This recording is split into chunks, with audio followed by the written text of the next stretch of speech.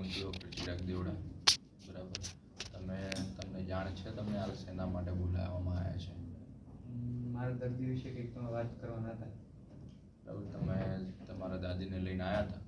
બરાબર, એમના રિપોર્ટ્સ બીજા જે છે એની જાણ કરવાની છે આપણે. બરાબર, તમે છો કે તમારા બીજા કોઈ રિલેટિવને તમારે સાથે બોલાવવા છે કે તમે કમ્ફર્ટેબલ છો? ના હું કમ્ફર્ટેબલ છું. દેખો, એમાં એવું છે કે તમારા દાદીને તમે લઈને આવ્યા હતા, એમને બહુ લાંબા ટાઈમથી થોડું દુખાવાનું બધું ચાલુ હતો. આપણે એ વખતે દવાઓ બીજી લઈ લીધી હતી. બરાબર, હાલમાં તમે અહીંયા લઈને આવ્યા, આપણે બધા રિપોર્ટ બીજા કરે. રિપોર્ટ કરતાં સોનોગ્રાફીમાં લાગતું હતું કે પેટમાં ગાંઠ છે.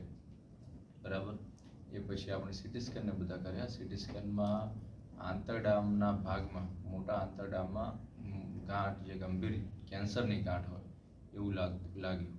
બરાબર, અને એ ગાંઠ આજુબાજુ ફેલાઈ ગયેલી છે એવું લાગ્યું. આપણે છાતીનો બી સીટી સ્કેન કર્યો, એમાં બી એવું છે કે છાતીમાં પણ ગાંઠ ફેલાઈ ગયેલી છે હાલમાં. બરાબર, જે કહેવાય ને સ્ટેજ 4 કેન્સર આંતરડાનું. બરાબર, એ સ્ટેજ 4ના લેવલે કેન્સર, એટલે ગાંઠ હાલમાં છાતીમાં બધે પ્રસરી ગઈ છે.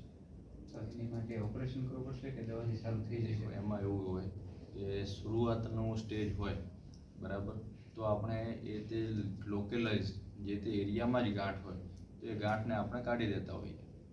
બરાબર, કે પછી સ્ટેજ 1 કે 2 કે 3 સુધી બી ઘણીવાર ઓપરેશન કરતા હોઈએ છીએ. બરાબર, પણ સ્ટેજ 4માં એવું છે કે આપણે ગાંઠ દૂર સુધી ફેલાઈ ગયેલી છે, પેટમાં, છાતીમાં બધે ફેલાઈ ગઈ છે. એટલે હાલમાં ઓપરેશન તો શક્ય નથી, અને એમની ઉંમર, પરિસ્થિતિ જોતાં આટલું મોટું ઓપરેશન આમાં થાય બી નહીં, અહીંયા કે ગમે ત્યાં. બરાબર, હાલમાં આની દવાઓમાં તો એક જ આવે કે આપણે કીમોથેરાપી કે રેડિયોથેરાપી આમાં લેવી પડે, મોસ્ટલી કીમોથેરાપી. બરાબર, એવું છે. એમની સાઈડ ઇફેક્ટ ને એવું બધું તો છે ને?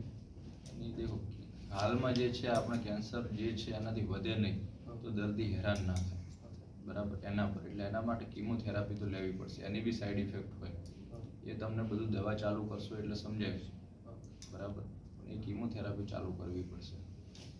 બરાબર, બાકી ઓપરેશન તો તમે હાલમાં તો શક્ય નથી. આ સ્ટેજમાં ઓપરેશન થાય બી નહીં. બીજે કોઈ હોસ્પિટલમાં પણ ખૂબ ગમે તે ક્યાંય બી આ સ્ટેજમાં ઓપરેશન ના હોય. બરાબર, હાલમાં હાલત એમની એકદમ ગંભીર કહેવાય, ને આગળ જતાં હજી કીમો કામ ના કરે તો હજી બી આગળ હાલત ગંભીર થઈ શકે. બરાબર, આપણે આપણો પ્રયત્ન કરીએ કે કીમોથેરાપીને દવાઓથી જે છે ગાંઠ એ એની જગ્યાએથી વધે નહીં અને બીજા કોઈ તકલીફ ના ઊભી કરે. બરાબર, એ પ્રમાણે આપણે જેમ છે એમ આગળ દવા બીજી ચાલુ કરીએ.